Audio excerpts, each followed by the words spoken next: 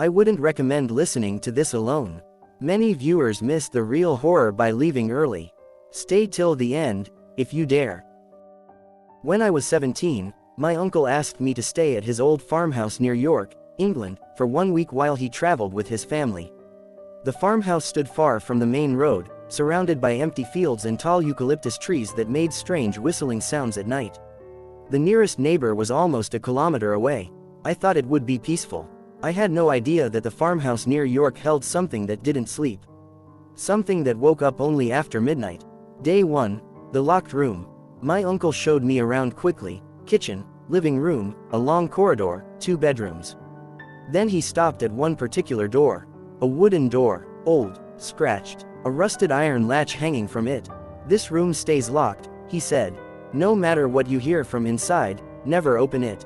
I forced a smile. "Why? What's inside?" He didn't smile back. "There are things you don't question in old houses."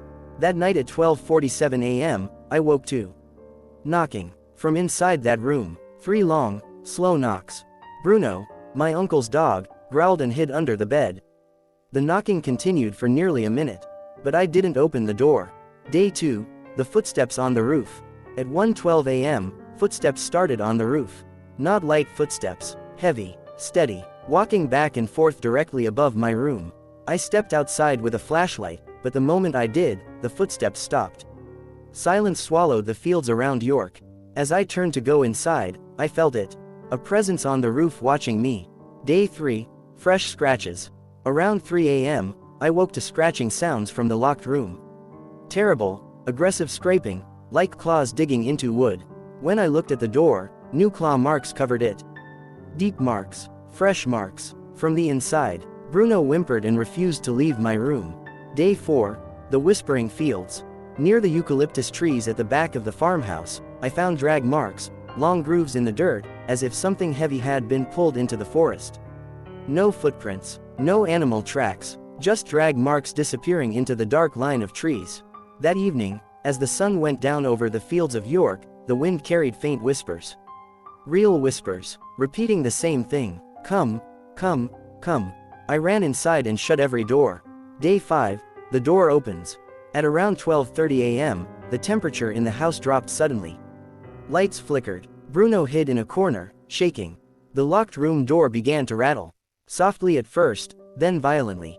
Something inside wanted out. The latch slowly lifted by itself, and the door creaked open just a little. A cold wave of air rushed out, heavy, old, suffocating.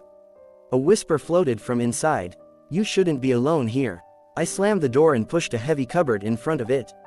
The whispering continued until nearly dawn. Day 6, the thing on the roof. At 4 a.m., something landed on the roof. A heavy thump shook dust from the ceiling. Then it crawled, dragging its body slowly across the roof. Bruno hid under the bed again, crying softly. The creature stopped above my window and leaned down. Its shadow stretched across the glass. A long, twisted shape. It tapped the window 3 times. Tap, tap, tap. I didn't dare look. When sunlight finally came, I checked outside. The edge of the roof had claw marks, fresh ones. I packed my bags and left the farmhouse near York immediately. Aftermath. When my uncle returned, he unlocked the room.